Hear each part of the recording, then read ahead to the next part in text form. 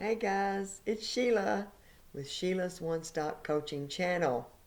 If this is the first time you've ever been here, I want to say welcome. If you are a subscriber and you've been here a few times, I say welcome back. Every Wednesday and Friday, I put out videos of content where I have wrote 2 books, and I am writing right now 2 more books. I wrote my first book called Life After the Mistake. I started writing it the beginning of 2019, and I finished publishing it and getting it out in 2020 of June, which was a miracle in itself because we were in such a dilemma in our United States. And I almost felt guilty because I was actually producing something. It seemed like one of the worst years of history, and we're still not out of it yet, guys. But that's not what we're going to talk about today. But I published this in June of 2020. I published this in December of 2020, which is a devotional that goes along with my kind of like my brand, the bee, the bumblebee, and this is the first of 12. Lord's willing, I am going to make 12 of these devotionals, and they will all be the how to be prosperous, how to be intentional, how to be thankful. It will be in that line. And my second one that I'm writing on right now is called How to Be Intentional with Your Words. If this is the first time you're watching me and you follow me any at all, I'm on Facebook. You can look me up, Sheila Texter. I live in Blytheville, Arkansas. You will see my profile pic will be a picture of this book. You can purchase this book from me, Amazon, from me, and I will send it to you through the mail for $13. I think is what it costs me to send it here in the United States. Just regular standard shipping and handling. It'll cost me like $13, maybe a little bit more, but I only charge 13. But if you purchase one of these, during this time since it was published until the next one is published, I'm going to have a drawing. Every person that purchased one of these will have their name in a drawing, and they will be able to win my next devotional for free. So guys, don't miss out on that. Don't miss out on that. They're only $10. What an investment to help somebody that's trying to make a difference in people's lives, to just, helping a local author, whatever. I appreciate it. But this is what I'm working on. I am working on some devotionals. I'm going to have 12. My plan is to have 12 within 2 years. By the end of 2022, I'm hoping to have all 12 done. And I wished I could say I could get them all 12 done this year, but I am just not. I'm having to think realistically because I raise a 10-year-old grandson. He does virtual schooling. I am taking a college class. I'm writing other books, and I have my editor, proofreader, the person that helps me get everything laid out and formatted and designed into the KDP, the Kindle Direct Publishing platform. She works a full-time job, so she's only able to help me in her downtime or her free time. And so I don't rush her. I don't want to rush her because she has really, really helped me. And I just feel like she's the one that God connected me with. So that's the journey that I am on right now. But on Wednesdays. But before we go any further, though, I am also writing a little short read. It will probably be about 25 to 30 pages, maybe. And it's only going to be in ebook form for right now. Now, if it gets to be in great demand, I will go in there and make a paperback form too as well. But right now, it will just be an ebook form that you can download. But it's going to be like probably 7 or 8, 9, 10, possibly writing tips that I learned on my journey over the last 2.5 years of writing my first book, writing this devotional, just things that I've learned I don't claim to be an expert by no means, but if I would have knew some of these things, it probably would have saved me a little bit of time. But that's what it's all about. So my first thing I would tell anybody is do your research before you start writing. It'll make things so much easier. But I also say start where you are with what you have. Start where you are with what you have and move forward, because that's exactly what I did. And when you do that, now I did start writing mine in a tablet. I did. And I kind of knew that I would have to put it in some kind of digital form eventually. But I didn't know that was kind of like almost written in stone now. You have to put your book in some kind of digital form. Google Docs, Microsoft Word. There is several writing softwares that you can use that has Grammarly in it and all this stuff. That's just some of the things that I learned along the way. But I started off with Microsoft Word, and then I transferred to Google Docs, because it made it easier to edit. It made it easier for me and my proofreader / editor to work on it together. And it's just been a great software. And it's free. It is free, guys. It's free. But then eventually you're going to have to, put it into a form, into a template if you go Amazon Kindle Direct Publishing, you will eventually have to download it onto that platform. But anyway, so we're going every Wednesday.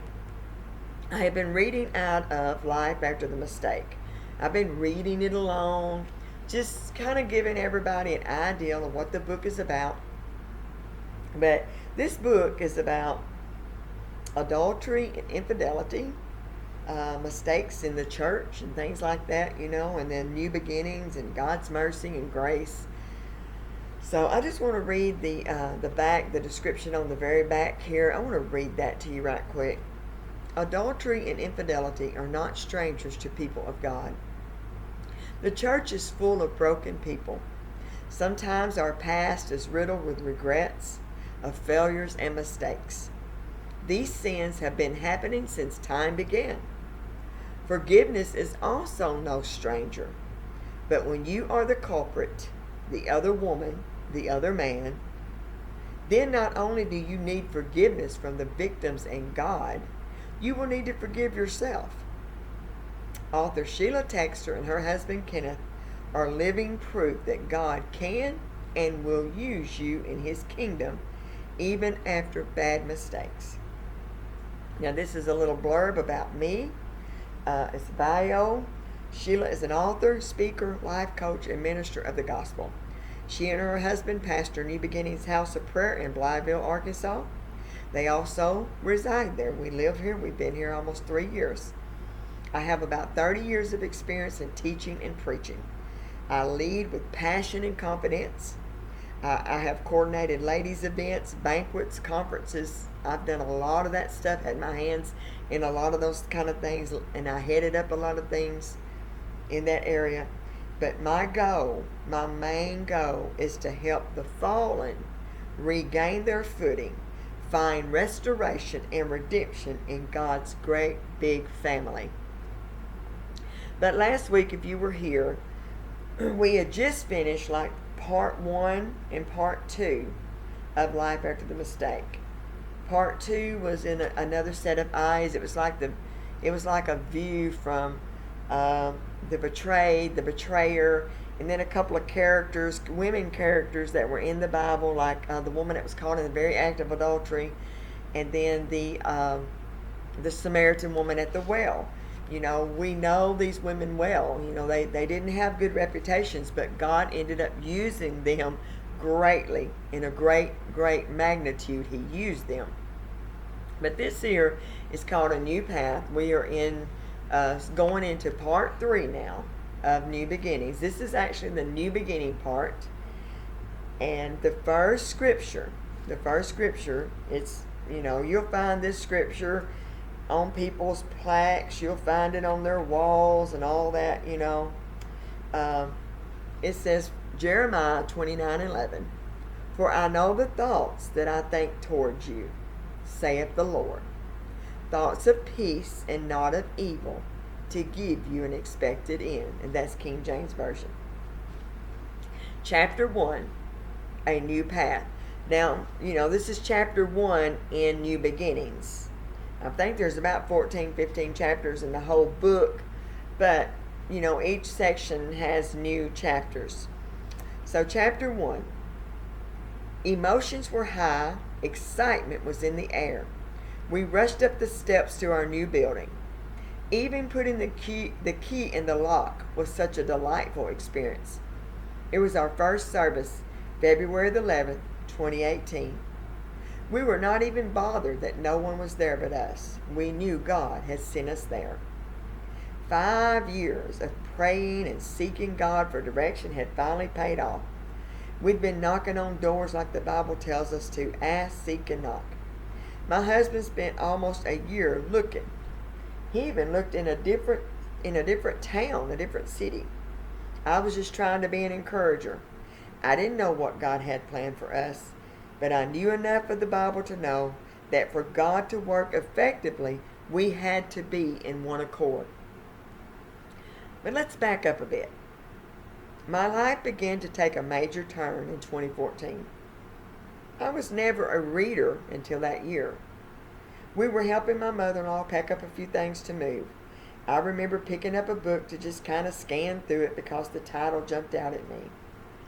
I decided to take a break, sit down, and I began to read the introduction. To my surprise, I couldn't put it down. It was like a light came on in my spirit. The book was a 30-day declaration.